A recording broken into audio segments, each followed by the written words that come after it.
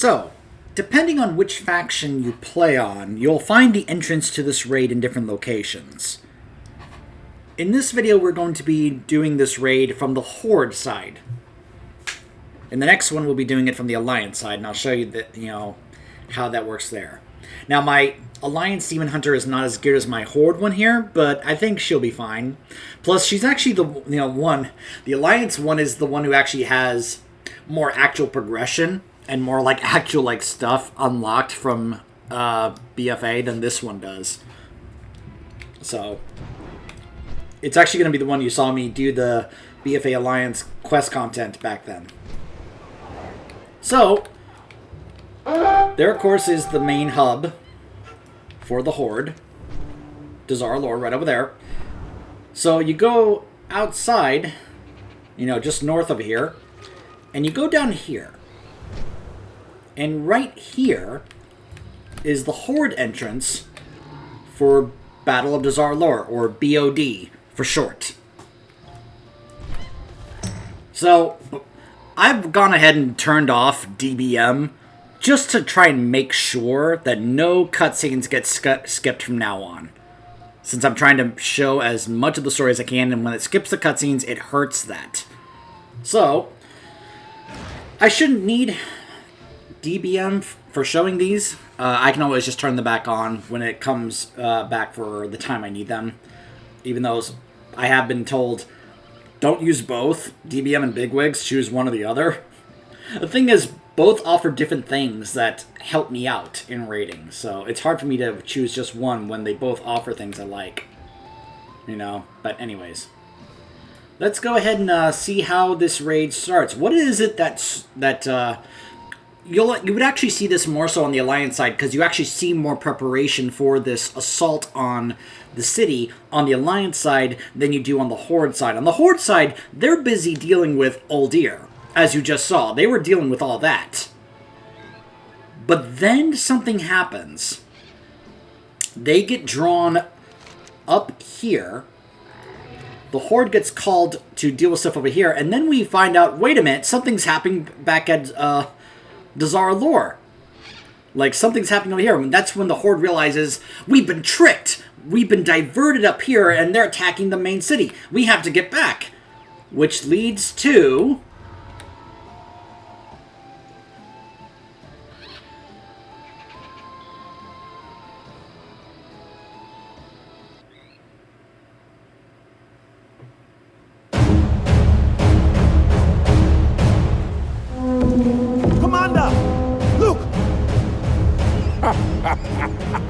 fish jumping right into our nets.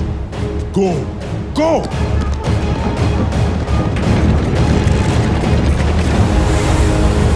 Those ballista will be firing any second. Continue our approach, Captain. Aye, Lord Admiral. Lady Proudmoore, the mission was a success. Our stealth agents are clear of the area. Thank you, Spymaster.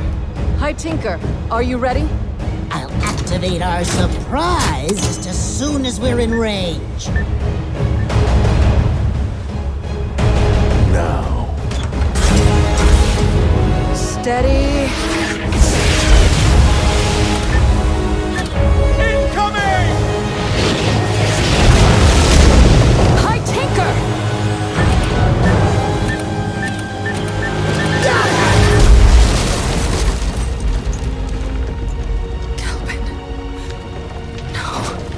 Look out!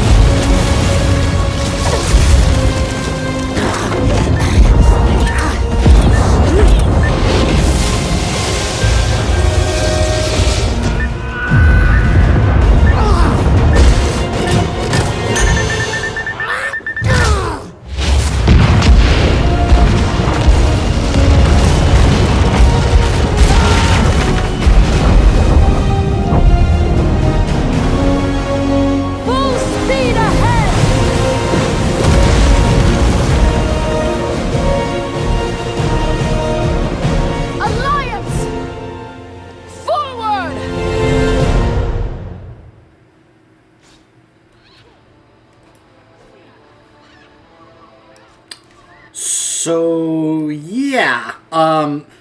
That's happening while we, the Horde players, are running back to the city, having realized we've been tricked, alongside, as you can see, Nathanos, Talanji, Rokan, Kaja. We've gotten back here, and we find the city under attack, and we're like, what in the world is going on? Also, I gotta say, Gelbin, for a gnome, he is... That's one tough SOB, I'm just saying. Gelbin, oh man, there's a reason he's the leader of the gnomes, you know? Alliance forces have come ashore in the harbor. They are spreading throughout Zuldazar like a plague. We must reach the pyramid before they do. My father is defending it with only a handful of guards. We're gonna be doing everything we can, Princess. Gonna start by clearing these dark irons out of the way. So yeah, you're probably wondering, why are fire guards here? Like, why are these fire elementals here? That's because the dark irons are here. Remember, they're part of the Alliance now.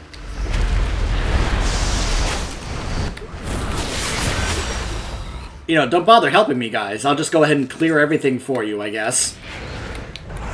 You know, you could help, but no. Let the Horde hero champion go ahead and do everything, right? I love this. A Char Golem is fighting a Long Boy.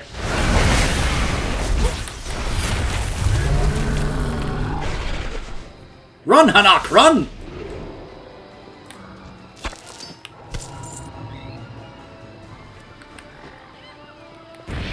So we're trying to fight our way back into the city, but look who decides to stop us. While you can, Horde. The Alliance holds this city.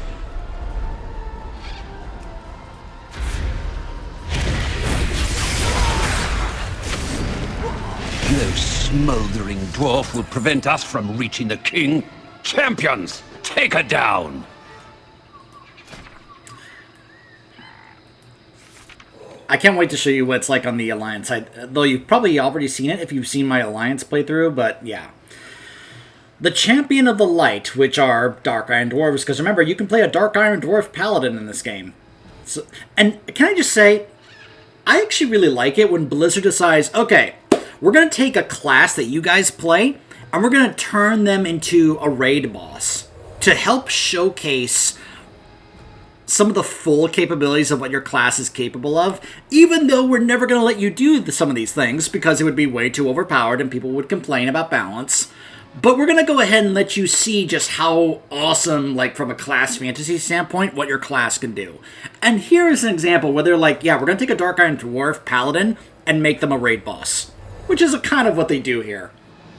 As vanguard for the Alliance's assault on Dazar'alor, Frida?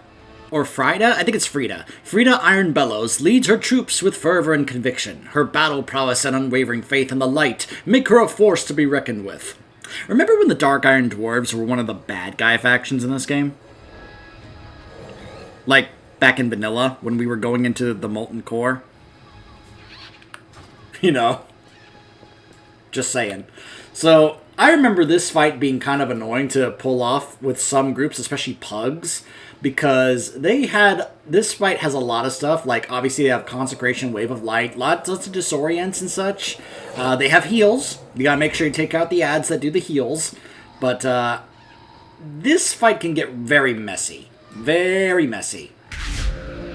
Face a daughter of the mountain.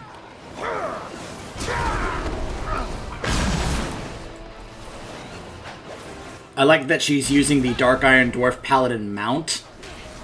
That's what you get if you make a Dark Iron Dwarf Paladin. There's the Wave of Light right there. That thing right there hurts.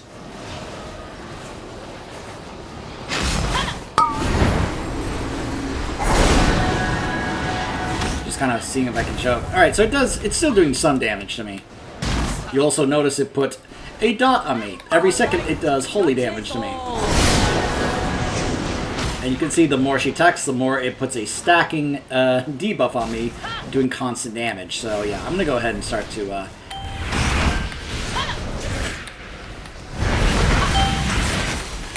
we go. Guide me. Take that, Chatty. Nice work. Oh, what a champions. shame. Dawnbreaker dropped it. I can't collect it. It's okay. That'll change in War Within. When War Within comes around, I'll be able to add that to my collection for my two-handed characters.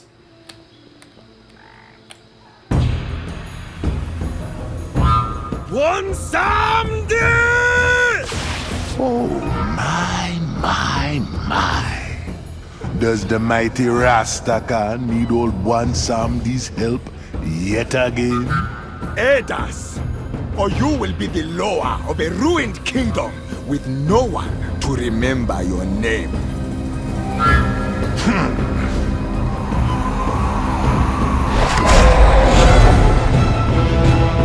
Rise, fallen one. Zandala, be ours forever. Don't question why he's floating sideways. It's just how Bwansamdi does things. The city surges with Bwansamdi's power. My father would not invoke this ritual unless the odds were dire. I must go to his side at once. Champions of the Horde, please, hurry! You heard her! Keep moving!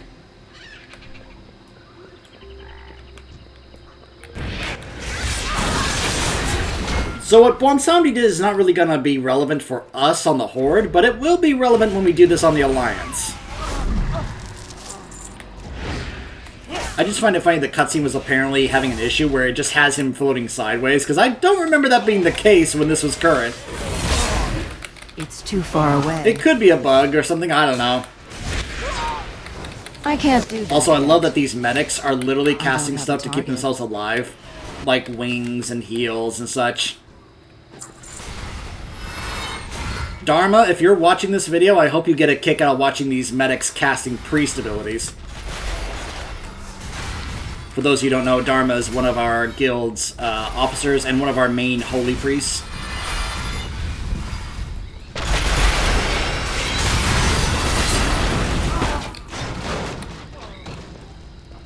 And she has proven to be a good friend. What in the name of the Lord be that thing? Attention, Horde brutes! This primitive pyramid is now Alliance property. To demonstrate our capabilities, we've prepared a little, or shall I say, big surprise for you. Champion, deal with that overgrown distraction. Rokan, with me! We must hold this ground! I'm getting there, Nathanos, I'm getting there. Just kind of showing off some stuff for the viewers. So you can see how a whole bunch of it is barricade off. We'll be going there later, though. But yeah, they had this massive tank here called the Indomitable, and we were able to take it down. The Alliance is using a lot of resources here, and we're taking them down. Just kind of remember that. It becomes relevant in the war campaign in terms of like the resources that both sides are using here for this conflict, which will play a part later on when the other forces at play show up, but anyways. Now this is where one of the other differences. The thing about this raid, the first 3 bosses are going to be different, or rather also in a different order, based on what faction you're playing. Now the last 6 will be the same order, just a little different. But basically, the Champion of the Light will be different, and then these 2 will be different as well. And I'll showcase, like, pay attention to this here. This is one of the reasons why I want to do the Horde first, because the Horde faces Grong second. Just remember that for when we get to the Alliance in the next video. Okay? Now, if you do this as Horde, you're probably like, where the heck did this gigantic gorilla come from? It turns out that's actually answered if you do the Alliance quest, because there's like a whole quest line showing them finding this gorilla, and then they do some kind of experiments that cause him to grow this gigantic. After volunteering to become a living superweapon, the once intelligent Grong devolved into a giant rampaging behemoth. But though his mind may have deteriorated, Grong's strength is more immense than it has ever been. So yes, Grong was like a very intelligent gorilla. He volunteered for this to help out. And this is the result. Yeah, the Alliance are the good guys. I know he volunteered. I don't care. I'm just making a point still, even though that's the case.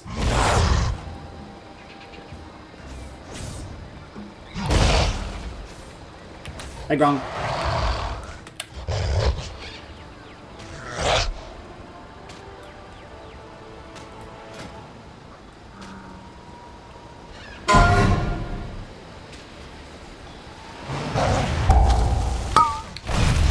So yeah, that puts that on the ground. You gotta move out of the way. Agonizer 3000 system deployed.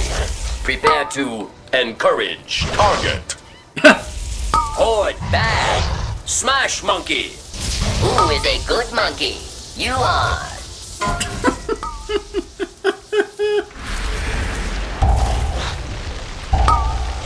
Horde bad. Smash monkey.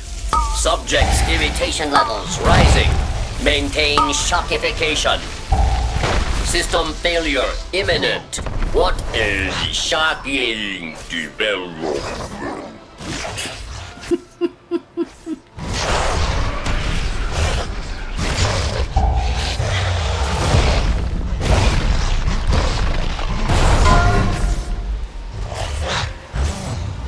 I don't recall this being too rough of a fight.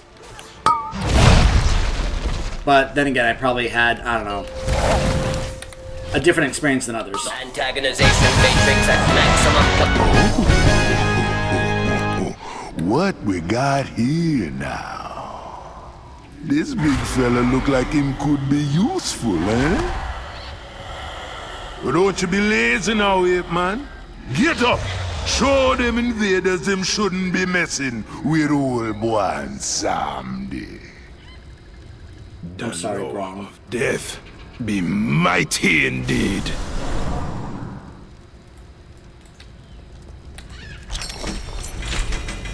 Like, don't get me wrong, I like Bon Samdi, but Grong didn't deserve that.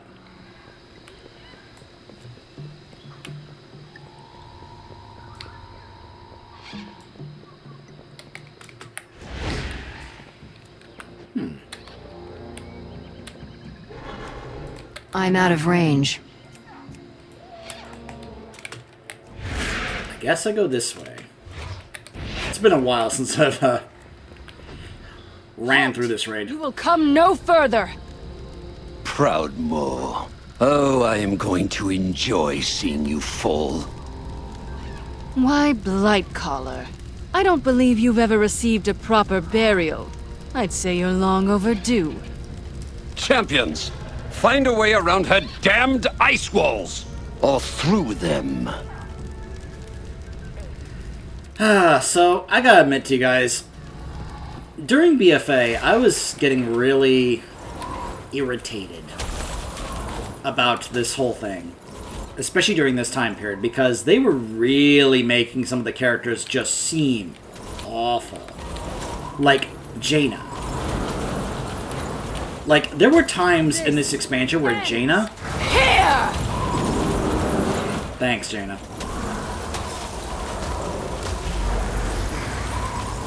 Where Jaina was acting extremely antagonistic to the point where it's just like, okay, come on, Jaina. Like, you're not helping the memes that people make about you being a Dreadlord, you know? For the Alliance! Like, there were times, like, even in the event at the beginning of the expansion where we break Zul and Talanji out of Stormwind, where she was like, Horde scum! And I was just like, okay, Jaina, come on.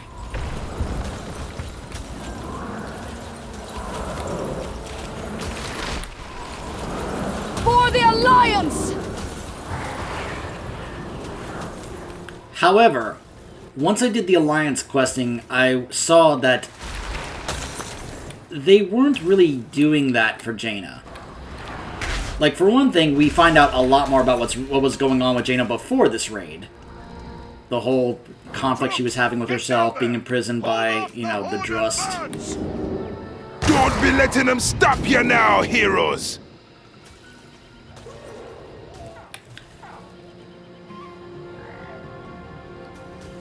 And she's basically been in the same mindset here that she has been since Pandaria.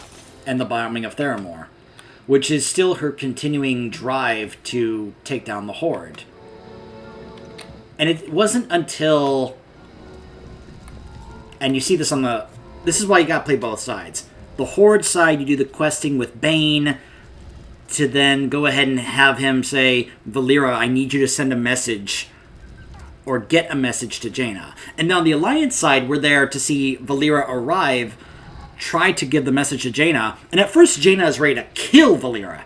And it's not until someone mentions, you know, Valera was a close friend of Varian, that Jaina finally, like, takes a moment to be like, okay, fine, I will hear your message.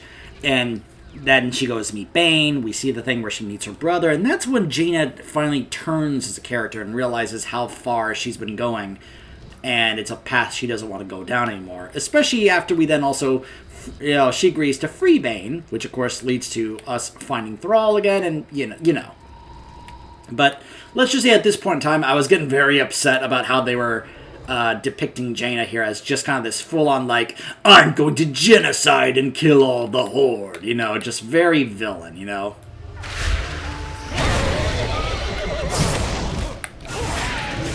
I need to target something first. Here, Horde filth. You will answer for your crimes against Colterus. In the Twisting Nether, I slew countless demons of the Legion. This motley crew of troll sympathizers poses little threat. Together, we will show you how the Alliance deals with its enemies. Come forward! So that should be a voice that you recognize. But yes, this is a Kultiran and Lightforged Draenei monk duo, the Jadefire Masters. Though they began training together only recently, Mansaroy and Mestra have perfected their teamwork and now present a unified front. With both fire and fists, they stand ready to strike down any who challenge the Alliance. So yeah, there's some interesting mechanics in this fight that I recall. Let's see how much of them I can show off for you guys. You face a dragon of the light! There will be nothing left of you but ashes! The elements will break you! The flames take many forms!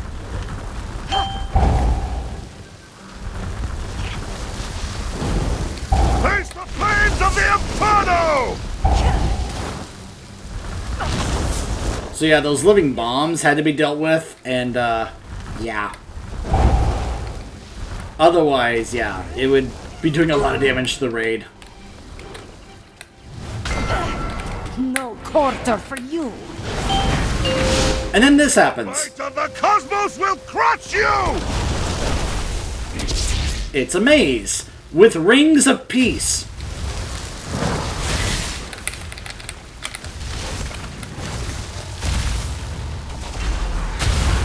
Because if you try to run through him, oh, you can't run through him. Just like actual rings of peace that monks have. Isn't that cool? Like I said, this is one of those fights, like I said with the Champions of Light, where they decide, we're going to take a class you play and really showcase how cool and strong they can be if they were a raid boss. And this is not going to be the last one in this raid alone where they do this. So then you have to fight through this barrier to get to the bosses to try and finish them off. There's this also this other mechanic where they send you up into the air, into that ring right there. Right here. So then you have to face something that's going to attack you. If you don't face the right way, it hits you and I think it either insta-kills you or it does a lot of damage.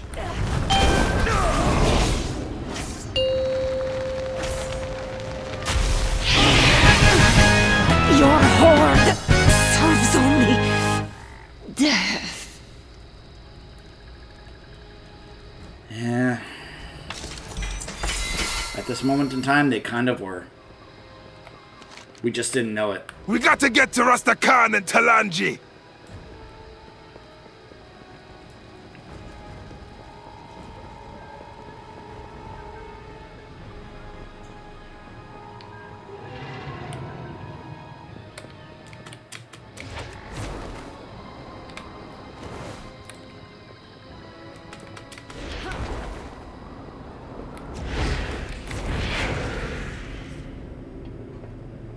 Once handy.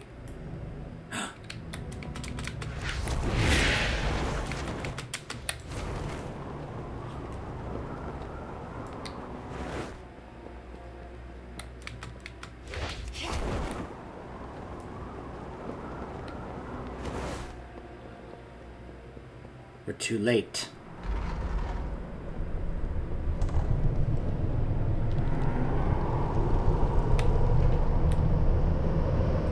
Oh no. You! Tell us what happened here. Now! Those Alliance monsters, they... Get a hold of yourself! These champions of the Horde will avenge your king. Give them every bit of information you can.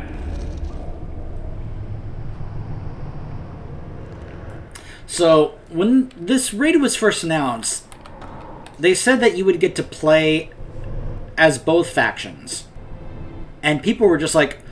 I remember seeing comments of people being extremely upset about this, because there are still people that are so fiercely both loyal to their own faction, but also very anti the other faction, that they were just like, I don't want to play as a filthy, Alliance or Horde, or, there were people that were just really mad about this. Now, me personally, because I'm someone who's tired of the faction conflict, it's not really something I got upset about. I was just curious how it was going to work. And I gotta say, this is a pretty interesting way to do this. So, what you're about to see, this is one of these interesting points where you get to actually change what you are going to be looking like to do a reenactment. Now, what I didn't understand at the time, and it wasn't until later once I did this on both sides, is that we are going to be experiencing the next few bosses from the perspective of this troll. This is also going to be something that will be similar when we do this on the Alliance side. But tell us what happened here. Well, you must set this right. I will tell you the fall of Rastakhan when you are ready. Tell us what you remember. I will tell you everything I know.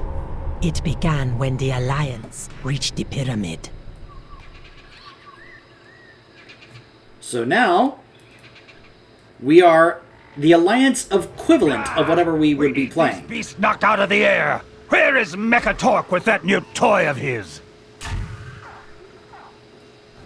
Did someone call for an airstrike? Our incursion point is up ahead. Clear a path to the waterfall. So this is pretty cool because based on what you are playing, if you are, say, a Tauren... High Tinker. Fire when ready. Stand back, heroes! I'll get you inside the pyramid!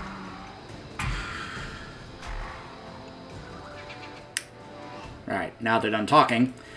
Let's say you're playing as a Tauren shaman. You would then become, say, a dwarf shaman, because the game is trying to come up with an equivalent on the opposite faction of what you would be. So because I'm a Blood Elf Demon Hunter, it makes me a Night Elf Demon Hunter. And you'll see that Arcane Torrent right now is not available. Instead, it's giving me Shadow Meld, because I'm now a Night Elf Demon Hunter, and I'm wearing what would be an Alliance, just kind of generic set for this expansion. Which I think is actually kind of cool, It's also changed up my horns, which is interesting that they did that. It let me keep my weapons, but yeah, otherwise I'm wearing... If you're in a Horde raid group, everyone's basically going to be wearing something extremely similar to this set. Basically whatever your armor type equivalent is. You'll see this when we do this on the Alliance side, when it makes me a Horde equivalent.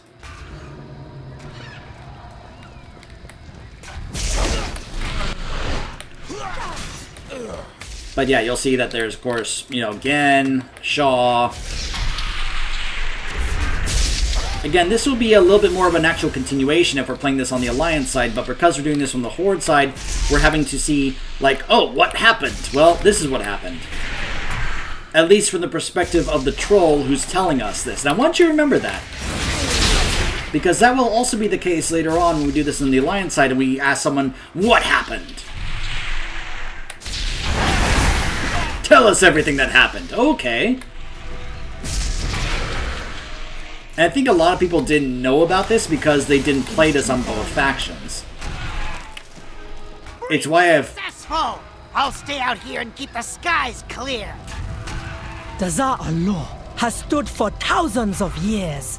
The Alliance blew a hole in the side of the pyramid and plundered our ancient treasures.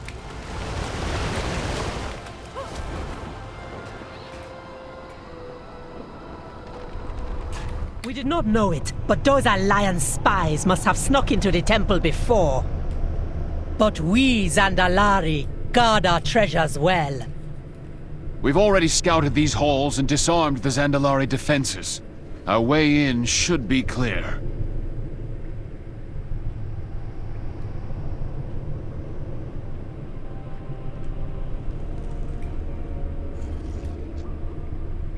Look who it is.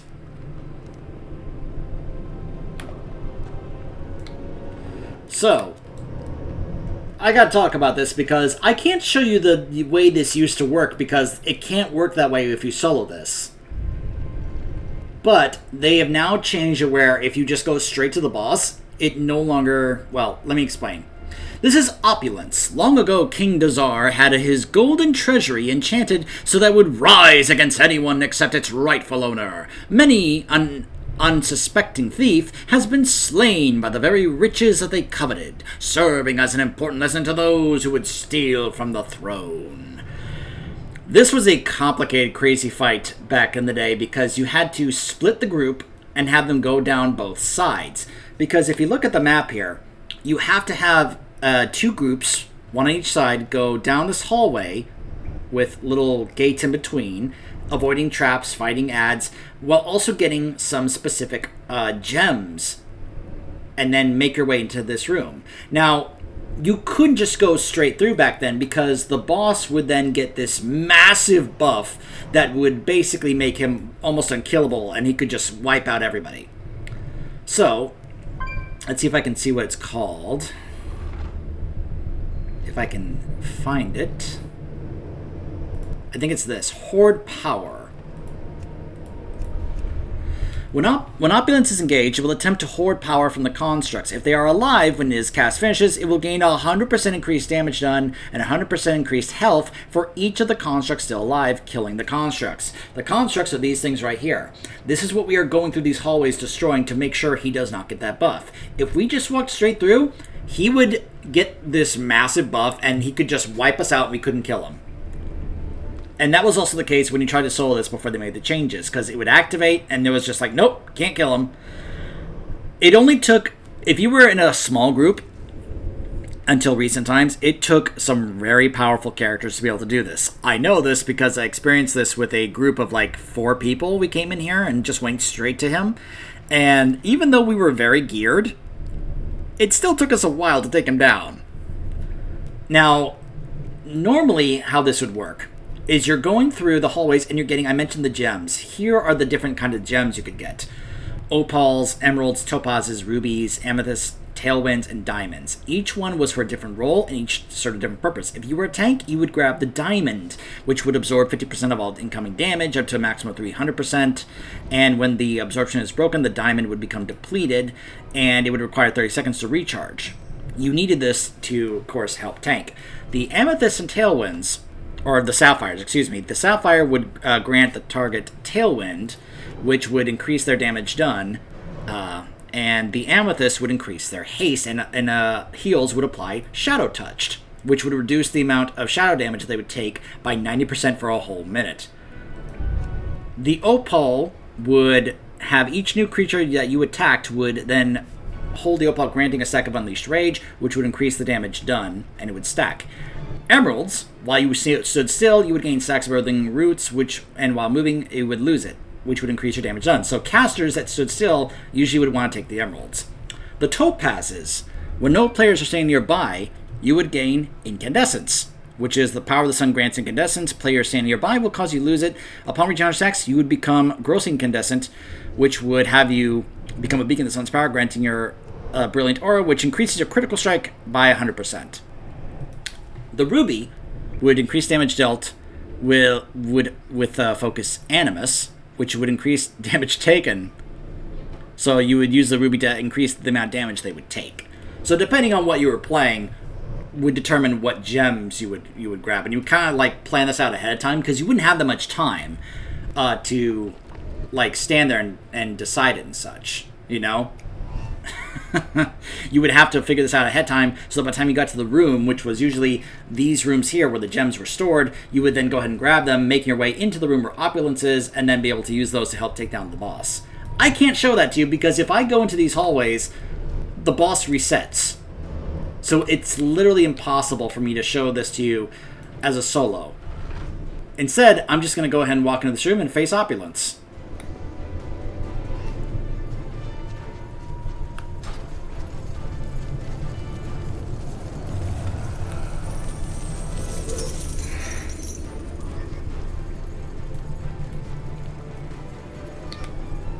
Hey, Gallywix. Horde power. So, what Blizzard did to make it soloable, they made it where if you're by yourself, Horde power doesn't activate. It doesn't work. Liquid gold. Now, the fight against Opulence itself, you know, Liquid Gold, he would cover a player, which would then... You're going to see me drop a... Spirits of gold. A puddle of molten gold there. He's going to summon Spirits of Gold. Gold.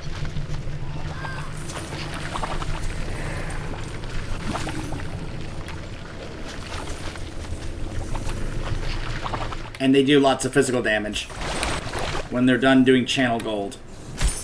So you'd want to DPS them before they start doing Channel Gold, because otherwise they start just doing that, which does quite a bit of damage to the raid. Because you can see they're just kind of shooting out gold at us as a group. Whale of Greed. And then Whale of Greed. He gains a stack of greed, which increases the damage he does by 15%, and it stacks. So yeah. I hope you get an idea of how this fight could probably be extremely bad and messy. I mean, obviously you first had to get through the first part.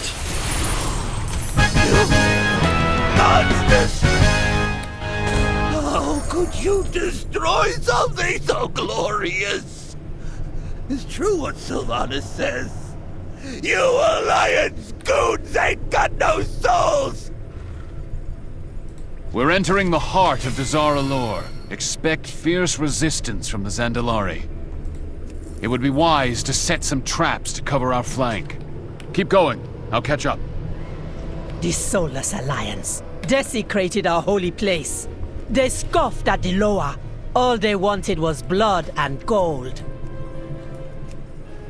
I'll take a new looking Warglaive. Bloodtooth the Soul Feaster. That is not a bad looking Warglaive. And that's just a normal. I imagine the mythic one... Well, maybe not. I don't know. Let's see. It looks a little different.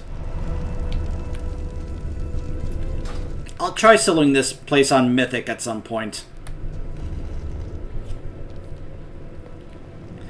Of course, I love that Gallywix is just so broken up about the fact that we just destroyed a giant pile of gold. You monsters!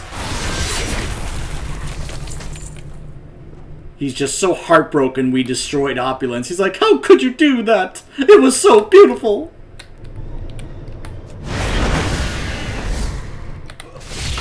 Not ready yet. Let me adjust my mic, because I think I may have said that a little too loud. Sorry about that.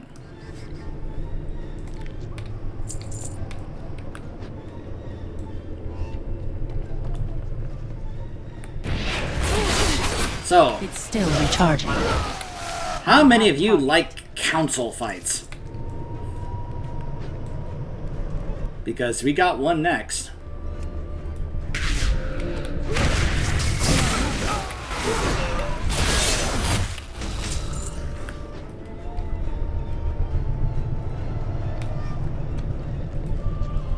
What I like about this is that this is an opportunity for the Alliance to have to deal with the Loa.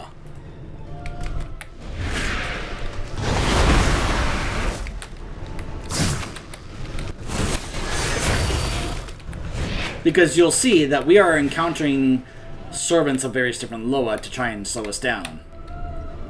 And we are now in the Loa's Sanctum.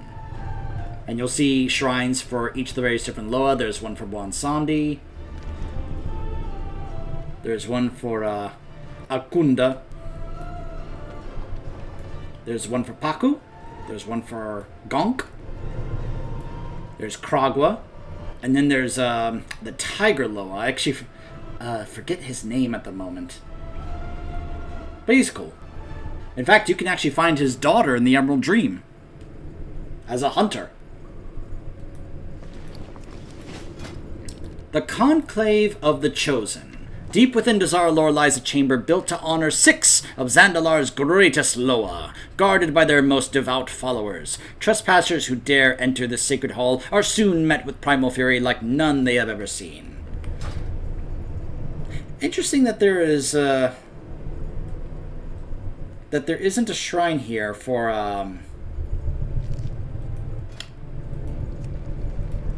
Razan. I mean, I know that this is what happened to Razan, but still, don't you think there would have been a shrine to Razan in here? Or maybe they already replaced it with Bwansandi. I don't know. I'm not sure.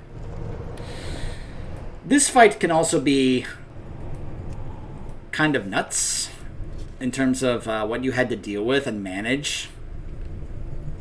Because you're going to be facing various different things based on what the Loa, you know, like are and such here. Like, as you can see, there's like 4 different guys you're gonna have to face. More prey for the pack! Gift of Wind. The skies belong to us! Crawling The shape hex. of vermin suits you! Crawling hex.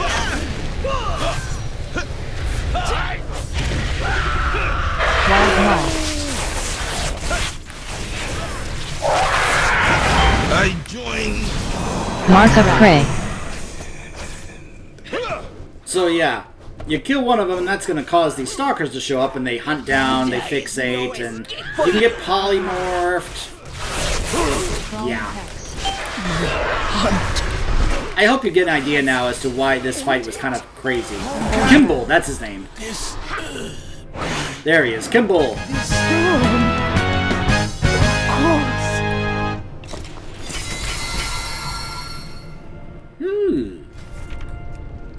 Got a chest piece. And a weapon. The Blade of Encroaching Death. Cool. Like that visual effect there. Ooh, I just need one more piece to finish the normal set. And drops from Grong. Oh well, maybe it'll drop on my other Demon Hunter when we do this on the Alliance.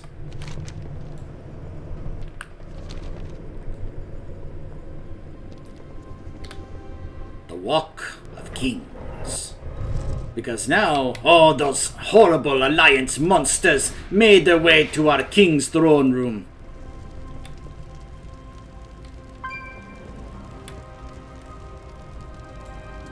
Remember, everything you're seeing is being told to our Horde character from the perspective of a, oh.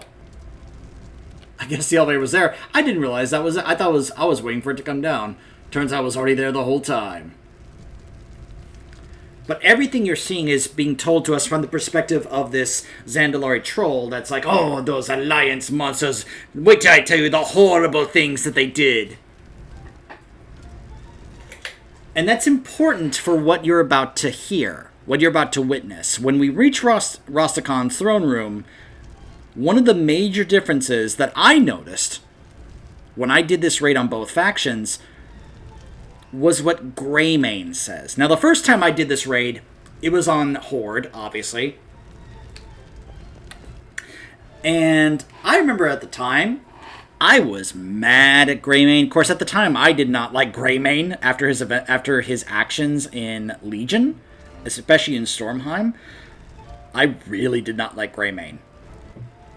And so then this raid happened, and I was even more mad at him. Because I was like, what is wrong with you, Gen? Then I did this raid on the Alliance. And that's when I realized that Blizzard was doing this thing where, one, they want you to do this content on both sides. Throne room lies ahead. We have struck a decisive blow against the Zandalari. Let us hope their king chooses to surrender and spare his people further harm. But it also made me remember, oh wait, that's right, this is from the perspective of the person who's telling us what happened.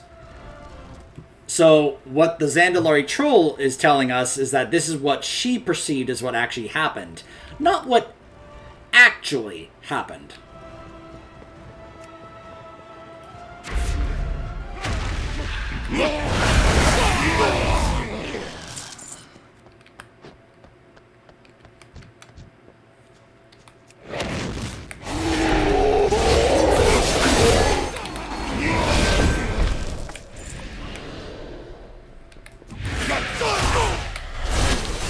I cannot use that item yet.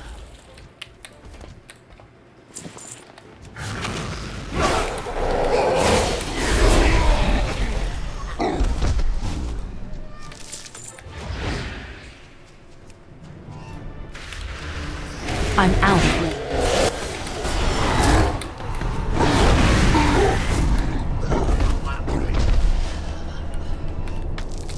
So listen.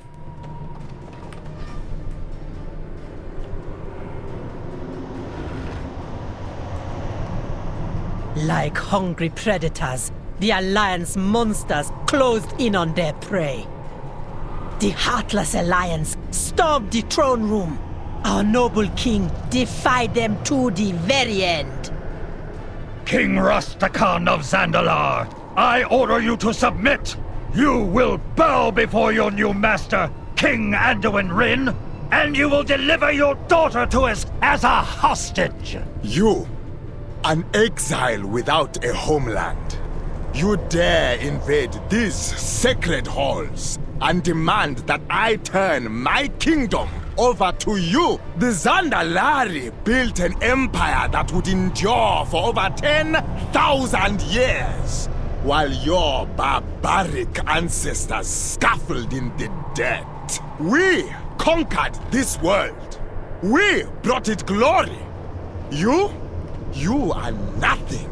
Merely the latest in a long line of savages seeking to undermine our greatness. No! I will not surrender, because no matter what happens here today, Zandalar will stand long after your alliance has crumbled to dust. But if you are so eager to meet Bonsamdi, then step forward. The lower of death awaits. Zandalar, forever! So be it. Heroes of the Alliance, strike him down! No mercy for this savage!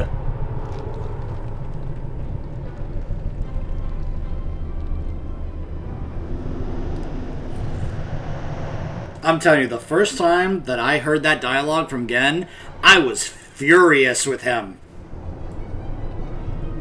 I was just like, what in the world is wrong with you, Gen? It also sounded not very much like Gen, because that's not something that you would usually hear him say. Even though at times he can lose his temper, don't get me wrong, but it just seemed a little out of character. And it wasn't until, and now I'll really point this out when we get into the next part, when we do this again on the Alliance, how different Gen talks when we get to this point. So, Rastakhan. For over 200 years, King Rastakhan has ruled the Zandalari Empire. Since the fall of Razan, he has turned to a new patron, Bonsamdi, the lower of death. The dark bargain he has made grants him the power to crush his enemies. But at what cost?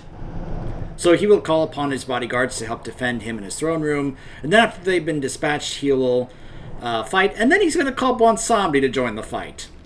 Now, Bonsomdi is not exactly, there was a point in time where you had to stay away from him because he wouldn't take damage because he's the Lord of Death, and you had to just focus on Rastakhan while avoiding Bonsomdi. But then he also had this mechanic where you had to, I think, go downstairs, if I recall.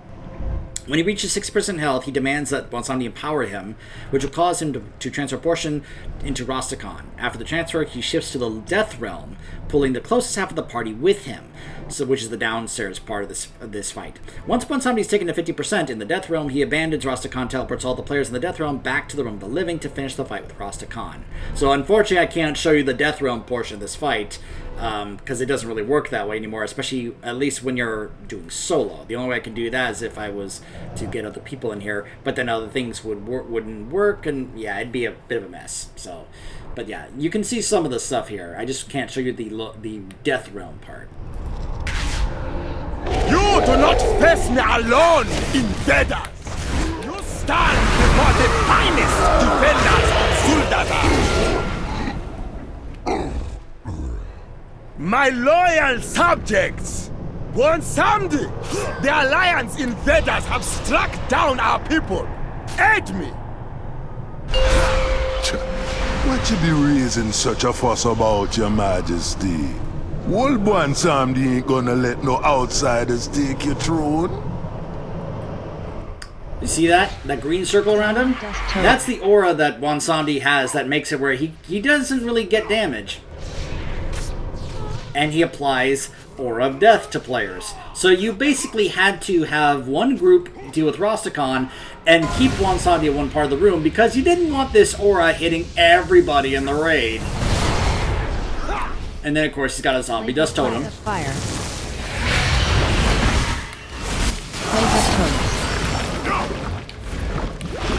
Bonsomdi! You daughter. My bad. I killed him too fast. Princess Talanji!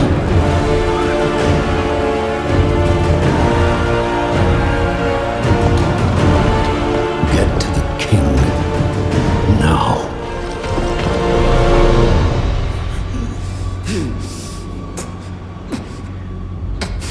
Father, no. Please, stay. Stay with me. Talanji, my daughter, I'm so sorry. Hush, Father. Shh. It's all right. Forgive me.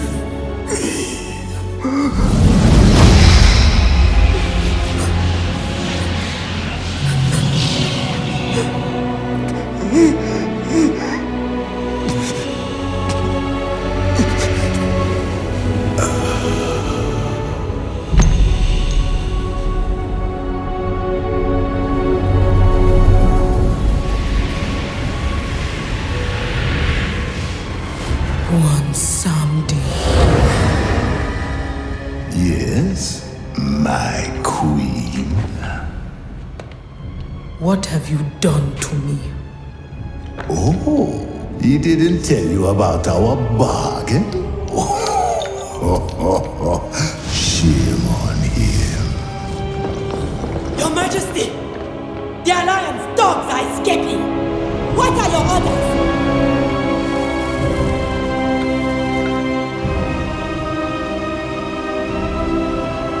After them! The rest, you know. King Rastakhan was a hero for his people.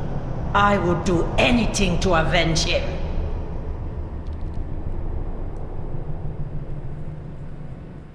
So, I apologize I killed him a little too fast. There was actually a bit more dialogue that is exchanged between Rastakhan and Bonsomdi once we reach that 50% health thing. And let's see. So, like, after he's like, Bonsomdi, you're my low honor bargain, strike down these attackers. Bonsomdi's supposed to say something like, oh, what's he talking about? I think I'd be letting you deal with him yourself, Majesty. And then that's when Rastakan's like, what have I done? Oh, Talanji, forgive me, because he realizes what's about to happen. Because he knows he's about to get killed by the Alliance players, which is going to transfer the bargain to Talanji.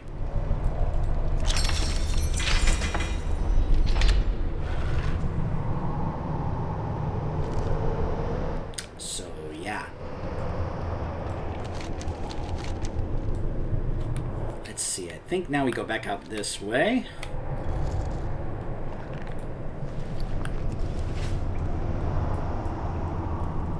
So I will try to capture that dialogue, properly when we do this again on my Alliance Demon Hunter. Just so I can go ahead and show off that dialogue a bit more properly. My bad for killing him a little too fast. Although my other Demon Hunter is not as geared as this one, so I probably won't even be able to kill him as fast, but we'll see. So let's go after those Alliance dogs. Because we're, of course, back to being our Horde character now. Don't need Shadow Meld anymore. Also, the Blood Moon Rising. Sorry. I wonder what's that over there. No, I'm sure it's nothing. Mechatork.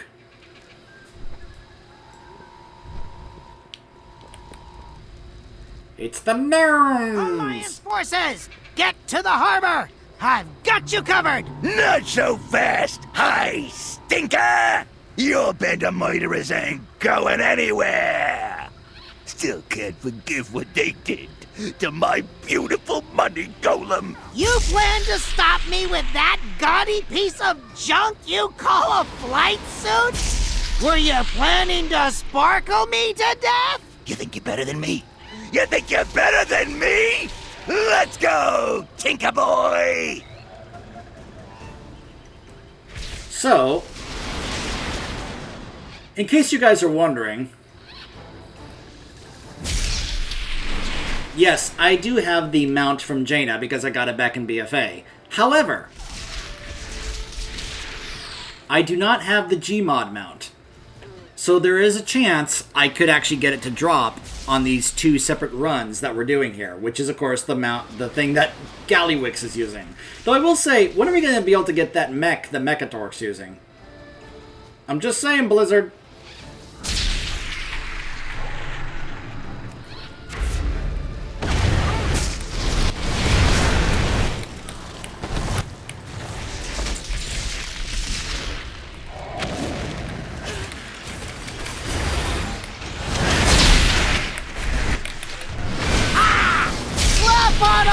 Gold and glitter you want! Your inventions are still cut-rate trash! High Tinker Mechatork. Unrivaled in their ingenuity, Gilbin Mechatork's inventions have been instrumental to the Alliance's attack on Dazar'alor. His state-of-the-art armor is outfitted with the latest and deadliest ordnance that gnomish engineering can offer. This fight, trying to solo, first time I tried it, was a little nuts because of some of the things that you gotta deal with. Because I think there's a portion where you actually can't hit him. You have to deal with other things that he puts out here, a number of bots and such. You'll see. Fingers crossed, guys. Fingers crossed that I can actually get this mount to drop. It would be nice. I so want to hunt and try and kill him fast, but I do want to show off some of these fights how I can, so. You face the pinnacle of gnomish technology! Allow me to introduce a favorite gadget of mine! Buster Sparkbot!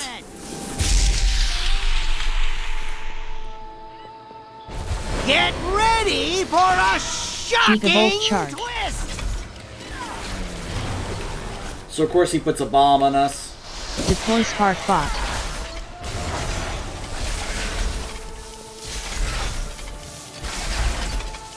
Blast Clear off. the landing area!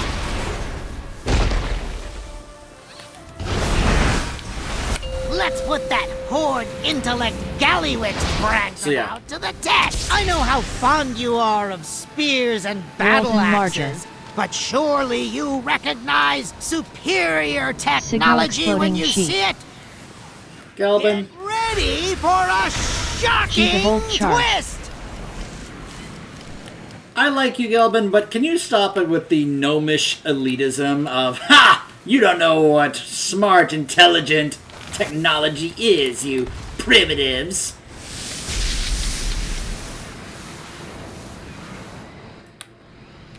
World And I'm just like, okay, we get it. You know, you're smart. You don't have to Signal go out of your way to exploding make other people feel dumb around you. I'd advise. So you'll notice that there are these other things like these claws that drop. And of course there's exploding sheep. Signal exploding sheep. Because it wouldn't be a Blizzard game without exploding sheep.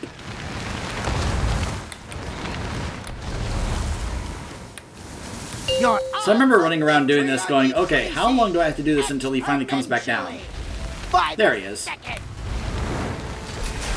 So I believe that's basically the fight. You've got all this stuff going on around you and you're like, oh gosh! And of course you can see his suit, it's powered, but it's also kind of like starting to feel damage. Superior gnomish. He also gets hyperdrive, which increases attack speed. Volt charge. So yeah.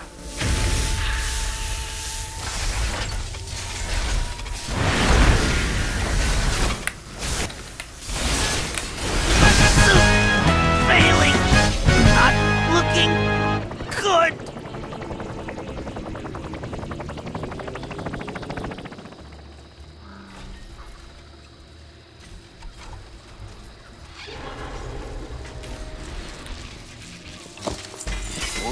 No mount. Okay. I want to know two things. First, how could you let that pipsqueak get away? And second, why don't I have an escape pod? Enough! That's one Alliance hero down.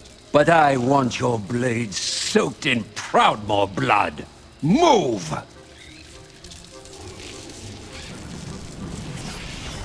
So if you didn't see it, Gelbin had an escape pod jettisoned from his suit and have him fly off. Because he was seriously hurt. He didn't die, he was seriously injured from that fight. Now, we don't see him again until the quest where we unlock the Mechanomes as an allied race, where we open the escape pod, and I think he's unconscious, and you actually have to, like, get him some severe medical help in order to save his life. That's how badly he was hurt in this fight. Hold this ground, 7th Legion. We need to get our ships away. Leaving so soon, Shaw? Oh, what a pity. I've got an arrow with your name carved into it. We'll cross paths again, Blightcaller. I'll see you dead or in chains before this war ends, I promise you. Yeah, you didn't live up to that promise, did you, Shaw? I mean, yes, he did get dead, but it wasn't by the end of the war. It was a little later than that. Broken, and these docks secured. You should have never challenged the might of Kultiris, Horde scum! We're not here to taunt them. Focus on the ritual. We must ensure all our people make it out. Oh, we will. Doesn't mean I can't enjoy myself while doing it. Put a stop to whatever ritual those Kultirans are attempting. And quell their blathering while you're at it.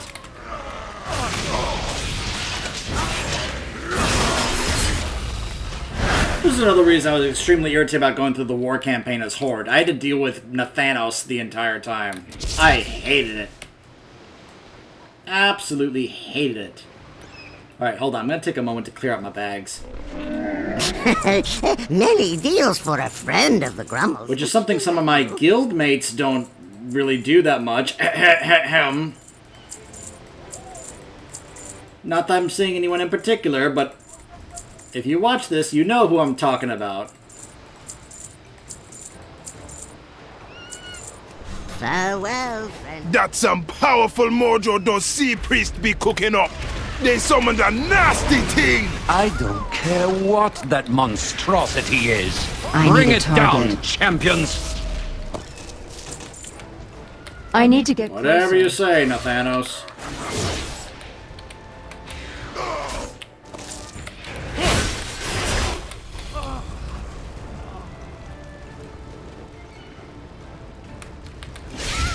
That ability isn't ready yet.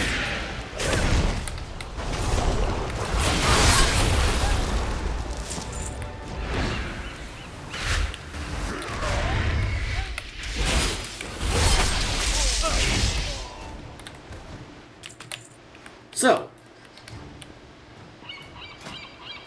the Stormwall Blockade. Brother Joseph and Sister Catherine are devout worshippers of the waves. These proud Kultirans would gladly risk their lives to ensure the safety of their compatriots. Their command over the sea and storm is awesome to behold, as are the ancient and powerful rituals they practice. So this is another fight that's a little different because we're doing this solo. Normally this is another fight where you'd have to split the raid in two. One half would hop on this pterodax and go over there to deal with Joseph. The other half would go over there to deal with Catherine. And you basically had to try and take them down equally, because then you would use those to come back over here, and then we'd deal with this thing.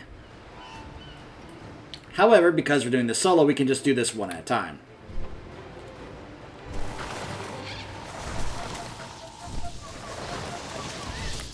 You must be taught a lesson.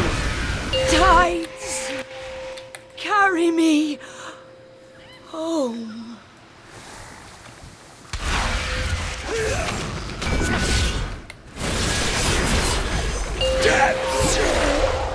Claim you! Catastrophic tide. Embrace the rising tide! You will be Catastrophic ended! tide. Shield to your bones! Sea swell. So yeah, just imagine like a giant like golem elemental from like the seaweeds and like the depths of the sea. That's kind of what we're facing here. Storm The swell. storm surges within! Shield to your bones! Sea swell. Yep. Will rise again.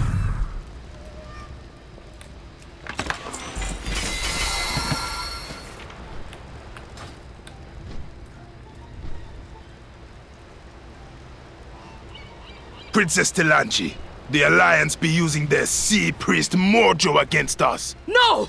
Those butchers are getting away!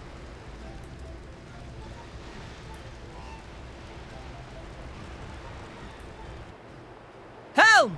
Bring us to the docks! By the Loa, what has happened here?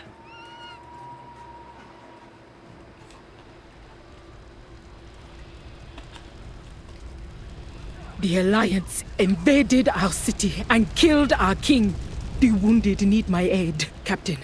Take these Horde champions and pursue the murderers. Bring me the head of Jaina Proudmoore. It will be so, Princess. Heroes, come aboard! Talk to me. The daughter of the sea won't get away. After them. Be seeing ya.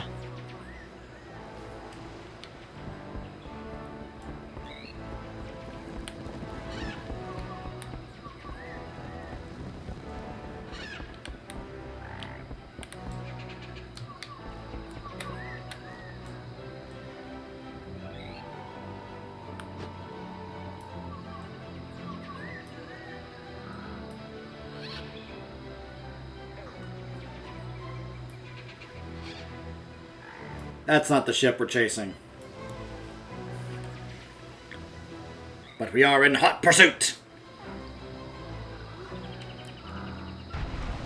All hands on deck! Time to make the daughter of the sea pay for trespassing in our waters! Consider this your only warning. Turn your vessel back to port and look after your dead, or you will soon join them. I have heard of you, Jaina Proudmoore. The little girl who betrayed her father and lost her brother to war. Failure is your family legacy. If you know so much about me, Captain, then you would have been wise to run while you still had the chance. You will pay for your crimes. All hands, attack! So, Jaina. As the Alliance fleet withdraws from Dazar'alor, Lady Jaina Proudmoore stays behind with a handful of Kultiran vessels to slow the Horde's pursuit. Storm clouds gather overhead as Jaina leads her pursuers deeper into the Great Sea, where she will attempt to turn the odds in her favor. So first of all, when I saw her using that mount right there, it motivated me to hop on my mage and actually go get the Class Hall mount, because I was like, hey, if Jaina's going to use it, I may as well go ahead and get it for my mage, right? Because I was like, hey, look, if Jaina's using it, so apparently Jaina did the Class Order Hall quest to get the mount too. Anyways.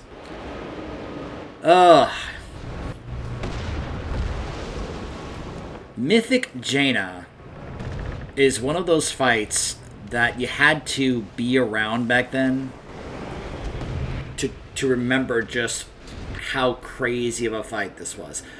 You remember what I was saying earlier in this video about how they take our classes and turn them into raid bosses? This right here, this is us getting to see them taking a frost mage and showing us, yeah, this is what frost mages could actually do if, let's say, our characters were on the same level as, say, Jaina, or if the Blizzard developers allowed us to be on the same level as Jaina in terms of power. But anyways, one of the things that they had to change recently to make it soloable on Mythic, which was a pain unless you got a certain number of people in your group, was a mechanic called... Let me see if I can find it here.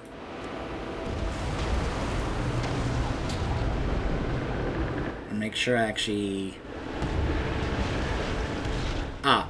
here it is. Chilling Touch. So, you would... This was a stacking mechanic where you had to be close to other people because the idea was you had to use body warmth to stay warm and alive. If you didn't, after you reached 20 applications of Chilling Touch, you would freeze solid. And you had to be freed by other players. So the entire raid could get frozen by this, in which case you lost and the boss would reset. This was one of the biggest reasons why you could not come here solo or without other players to do this fight and try to farm her mythic mount. So, you guys probably want to know how I got her mount. So I mentioned how back in BFA, I was with my Alliance Guild and we were actually doing progression raiding. Once we got to our wall, when we were doing Mythic Nyalotha, and we got to the point where we're like, okay, we've hit our wall, we can't progress any further, we decided to go ahead and do the older raids to do achievement runs as well as mount runs to try and get people in the guild their mounts. So, we came back here, and we were able to... There was a skip, I believe, you could get for Jaina. I don't recall...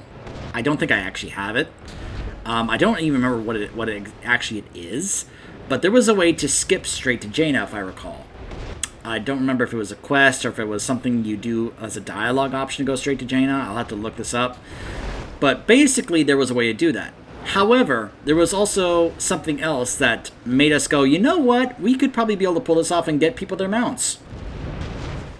So, there's a part in this fight where Jaina is going to be channeling something. And you're supposed to interrupt it. However, what we discovered is there was a cheese method around this. If we were able to avoid getting frozen, because this was part of the problem with this strategy, is you had to reach her and avoid getting frozen. And then, don't interrupt her cast. Just stay alive and DPS her. Because that's all she would be doing infinitely is her channel. And you would just stay alive and DPS her, and that would win you the fight. And back then, on Mythic, if you had a full 20-man group, you were guaranteed to have 2 of these mounts drop. So we did this several times, and I was fortunate to be one of those that actually got the mount. So I'm pretty happy that I have this mount because I think it's a really cool looking mount. I love using this on my Frost Mage. I think it's very fitting, especially since it also dropped from Jaina. And I think it's just like, man, it looks so cool, you know? And I imagine there are plenty of people that right now are doing the farming where they're trying to come back and get this, and it has like a, you know, a 1% drop. But I'm really happy I have this mount. Fortunately, that Chilling Touch thing is not a thing here on normal. But it's still a crazy fight. It's a pretty awesome epic fight. I believe there are also some things they actually had to change or take out if you're going to solo this. But Jaina is going to showcase a number of abilities that Frost Mages have. She's going to actually have like Ray of Frost and a number of other things that you would have seen if you've played a Frost Mage. The sea answers my call! Also, if you wipe to Jaina, she does the thing from... I will freeze you where you stand! What's funny is I actually am getting Chilling Touch. Hold on, let's see how this works. Freezing blast. Oh, look. Yeah, that thing, you definitely gotta avoid that. Chilling Touch. Alright, so I'm still getting the stacks here. Chilling Touch. Chilling Touch. Deck is rigged to explode! Alright, well I've got 20 stacks and I'm not frozen, so... It's like, okay, you've got the stacks, but you're not going to freeze. Chilling Touch. Searing Pitch. Searing Pitch. Ha! Horde vessels on the horizon! You have nowhere left to run, Ice Witch! You really think I've been running, Captain? Impossible! Look at what Jaina just did. I lured you into open waters, because out here, you have no hope of escape. I just want to really showcase this, because this is one of those demonstrations.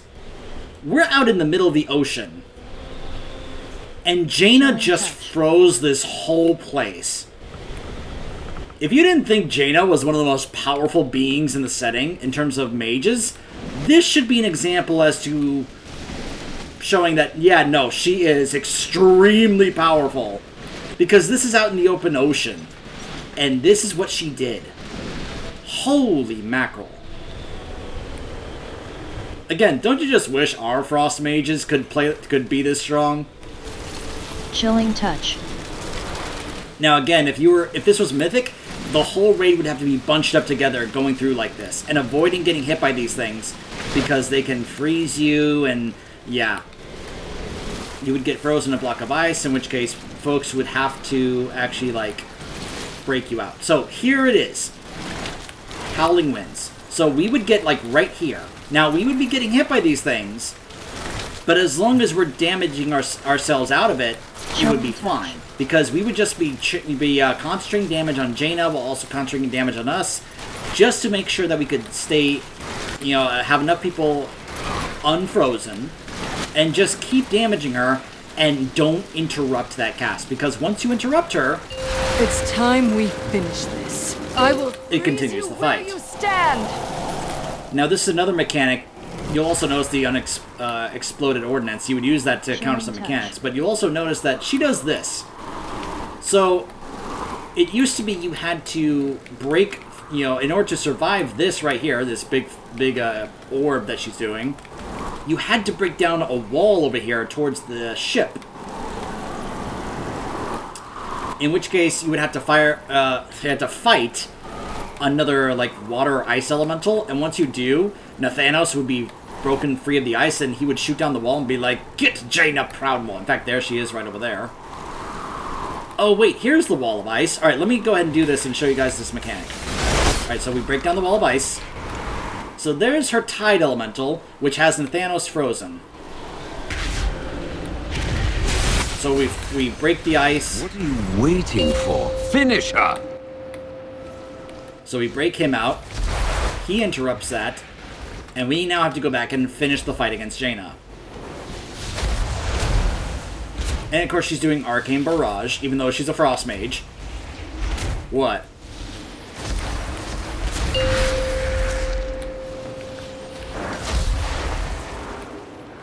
Ice Shard, of course. And she's got a number of other mechanics here, like Prismatic Image, Glacial Ray. Prismatic Image. Broadside. Chilling Touch. It's really hard to show off like all the stuff with this fight, but let's just say that like I think this is a really well designed fight. This is honestly one of my favorite boss fights in the game. It's extremely well designed, but I feel like that was Blizzard knew if they're going to have Jaina Proudmoore be a raid boss, they better make sure that she is a really, really good boss fight. Like an extremely well designed, because if they get this wrong, they will never live it down. You also see that you gotta take out the image, otherwise it also does Glacial Ray at the same time. Weapons, open fire! And now she can get the Alliance to fire on us. Yeah. Crystalline Dust. So I hope you can see why this is a pretty awesome fight. Arctic Ground. Chilling Touch. It can't end like this!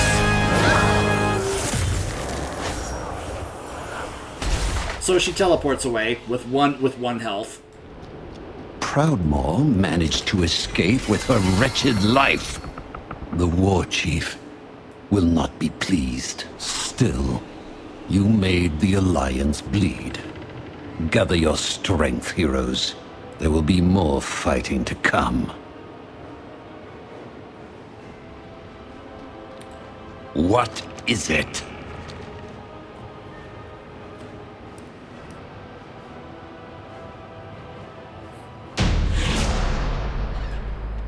So, that was the Battle of Dazar'alor on the Horde side of things. I have many lucky doos you like. Obviously a very big deal and has big follow-up.